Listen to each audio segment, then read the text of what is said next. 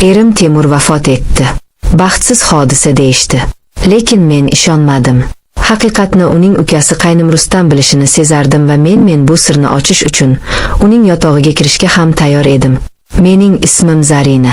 1 yil avval hayotim barbod bo'ldi. Erim Temur mening hamma narsam qurilishdagi baxtsiz hodisa tufayli vafot etdi. U yiqilgan hamma shunday dedi. Politsiya ham ishni yopdi. Lekin mening yuragim u ishonmasdi. Temur ehtiyotkor odam edi. Qanday qilib men uning ortidan qolgan katta uyda yolg'iz qoldim. Xotiralar, shubhalar meni kemirardi. Temurning ishi uning sheriklari. Men hech narsani bilmasdim. Faqat bir odam. Temurning ukasi Rustam u akasining ishlaridan xabardor edi. U endi kompaniyani boshqarardi. Rustam mendan 5 yosh katta. Kelishgan aqlli, ammo sirli. U akasi tirikligida ham menga boshqacha qarardi. Uning nigohida men faqat akasining xotinini emas ayolni ko'rgandek bo'lardim. Bir kuni Temurning kabinetini tartiblay otib, uning seyfidan galati bir xat topib oldim. Ular meni tinch qo'ymayapti. Agar biror narsa bo'lsa, Rustamga ishon. Imzo yo'q. Bu nima degani? Kim ular? Rustam nimani biladi? O'sha kundan boshlab men Rustamni kuzatib boshladim. Uning har bir harakati, har bir so'zi men uchun jumboq edi. U menga gamxo'rlik qilardi. Yolg'iz qiynalayapsiz, Zarina. Balki birga kechki ovqatga borarmiz derdi. Men avvaliga rad etdim. Ammo keyin rejam paydo bo'ldi. Haqiqatni bilishning yagona yo'li unga yaqinlashish edi. Uning ishonchiga kirish va agar kerak bo'lsa undan ko'proq narsani olish. Men o'yinni boshladim. Uning takliflariga rozi bo'la boshladim. Birga kechki ovqat, teatr. U menga qimmatbaho sovg'alar qilar, chiroyli so'zlar aytardi. Men o'zimni yo'qotayotgandek edim. Bu shunchaki o'yinmi? Yoki men chindan ham unga tortilyapmanmi? Uning nigohi endi unda faqat sir emas, balki ochiq istak ham bor edi. Bir kuni kechasi restorandan qaytayotganimizda yomg'ir boshlandi. U mashinani mening uyim oldida to'xtatdi. Ichkariga kirib yomg'ir tingincha kutishi mumkinmi? Dedi. U yuragim gupillab ketdi. Bu o'yinning bir qismi edi. Ammo men buni xohlardim. Kirishingiz mumkin, dedim. Oksda ichkariga kirdik. Men unga qahva tayyorladim. Biz Temurning rasmi qarshisida o'tirardik. Akam u sizni juda sevardi. Men ham uni sevardim. Lekin uning o'limi bu menga tinchlik bermayapti. Siz nimadir bilasizmi? Rustam o'sha xat uning yuzi o'zgarib ketdi. U qo'limdan tutdi. Rustam pichirlab ba'zi sirlar ochilmagani yaxshi. Zarina siz uchun u menga yaqinlashdi. Men orqaga chekinmadim. Men haqiqatni bilishim kerak edi. Va men uning yaqinligini istardim. Uning nafasi yuzimni kuydirardi. U egilib lablarimdan o'pdi. Bu bo'lsa bu mening shubhalarimni ham, qo'rquvlarimni ham eritib yubordi. Bu otash edi. Men uni itarib yuborish o'rniga qo'llarim bilan uning sochlarini changalladim. Bu endi o'yin emasdi.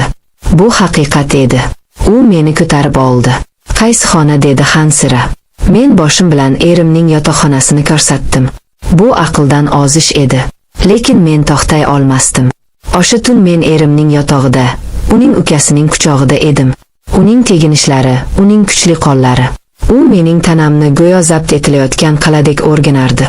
Har bir teginishi bilan men zaiflashib borardim va yanada ko'proq istardim. Sen meniki bo'lishing kerak edi, dedi Wansrab. Uning lablari oq, uning lablari. Ular mening tanamning har bir nuqtasini uyg'otdi. Ko'kraklarimni shunday ehtiros bilan o'pardiki, men ingrab yubordim. Uning tili, u mening ayolimni shunday mahorat bilan erkaladiki, men hushimdan ketayozdim. Ayt, nimani bilasan, dedim mensirab uning harakatlari orasida. Jim, dedi u, hozir emas, u ichimga. Katta go'sht kaltagini tiqqanida men chinqirib yubordim. Bu og'riq va lazzatning, shubha va ehtirosning portlashi edi. Uning har bir zarbasi meni ham haqiqatga, ham lazzat kayfga yaqinlashtirardi. Biz bir-birimizdan lazzatlanardik va bir-birimizsiz yashay olmasdik. Bizning tanamiz bir butun olovga aylandi va biz o'sha tun haqiqat va yolg'on aralashgan otashin choqqiga chiqdik. Bizning yashirin uchrashuvlarimiz davom etdi. Har bir tun ehtirosli, har bir kun esa shubhali edi. Men unga tobora bog'lanib borardim. Ammo haqiqatni bilish istagi ham kuchayardi. Nihoyat, bir kuni men chiday olmadim. Aytang, olgan bu senmi, deb baqirdim uning yuziga.